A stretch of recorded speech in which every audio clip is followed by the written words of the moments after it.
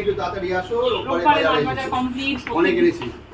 রোববারে মাছ ভাজা হয়ে গেছে। আজকে একটা স্পেশাল আইটেম। আজকে রোববার মানে মটন খাওয়ার দিন। আজকে বলেছে, আজকে সকালবেলায় বলে গেছে আজকে মটন আনবে। স্পেশাল আইটেম এনেছি।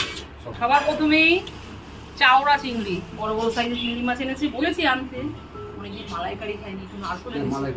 একটু ঘরে একটু নারকোল আছে, নারকেল দিয়ে একটুখানি মালাইকারি কিন্তু খাবো।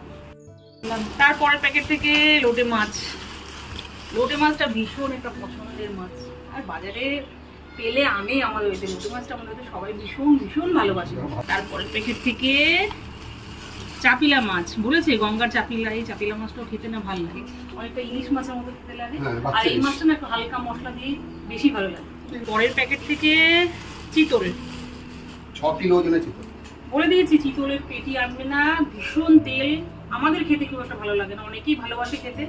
পেটির দিক দিয়ে হালকা এনেছে, কিন্তু বলে দিয়েছি একটু দাগার দিক দিয়ে এনো, পেটির দিকে ভীষণ তেল হয়। পরের প্যাকেট থেকে একদম রোববারে একদম হ্যাঁ মাটন এনেছে। মাটন একদম মনের মতো তেল তেল চর্বি চর্বি পিস। আমরা একটু তেল তেল পিসই খেতে ভালোবাসি, অনেকে একটু হাড় হাড় মাংস খেতে ভালোবাসে, সলিড সলিড ভালোবাসে। আমাদের বাড়িতে এরকমই আনে, খাই না। রোববারে একদম জমজমাটি মাছ বাজার পুরো একদম আমাদের বাড়িতে চলে এসেছে। এবার রান্না করবো আর খাবো, যদিও সব এই সপ্তাহ জুড়ে এগুলো খাবো, আজকে মাটনটা হবে। তোমরা কিন্তু এই রেসিপিটা খুব তাড়াতাড়ি কিন্তু দেখতে পাবে।